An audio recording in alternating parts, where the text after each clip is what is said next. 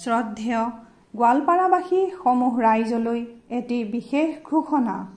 অহা 11 মে 2024 তাৰিখ শনিবাৰে ৰাষ্ট্ৰীয় আইন সেৱা প্ৰাধিকাৰীৰ সৌজন্যত সমগ্ৰ দেশতে অনুষ্ঠিত হ'বলগীয়া ৰাষ্ট্ৰীয় লোক আদালতৰ অংশৰূপে গোৱালপাৰা জিলা ন্যায়িক আদালত প্ৰাংগণতো পুৱা 10 বজাৰ পৰা গোৱালপাৰা জিলা আইন সেৱা প্ৰাধিকাৰীৰ সৌজন্যত ৰাষ্ট্ৰীয় লোক আদালত অনুষ্ঠিত হ'ব, য'ত আদালতত চলি থকা বিভিন্ন ধৰণৰ আপোচযোগ্য ফৌজদাৰী গোচৰ, পাৰিবাৰিক কণ্ডলজনিত গোচৰ, দেৱানী গোচৰ, মটৰ দুৰ্ঘটনা দাবী ন্যায়াধিকৰণৰ গোচৰ, চেক বাউন্স গোচৰ, মটৰ যান বাহনৰ গোচৰ, ৰাজহ সংক্ৰান্তীয় গোচৰ, বেংকৰ ঋণ সম্বন্ধীয় গোচৰ, টেলিফোন বিল, বিদ্যুৎ মাচুল সম্পৰ্কীয় বিবাদ ইত্যাদি আপোচ মীমাংসা কৰা হ'ব।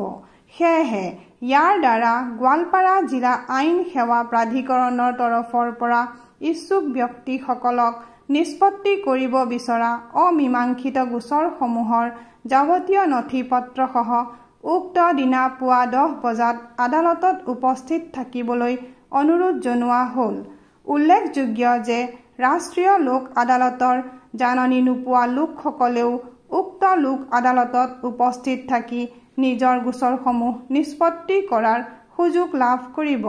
অধিক তথ্যৰ বাবে গোৱালপাৰা জিলা আইন সেৱা প্ৰাধিকাৰীৰ কাৰ্যালয়ত যোগাযোগ কৰিবলৈ অনুৰোধ জনোৱা হ'ল। নমস্কাৰ।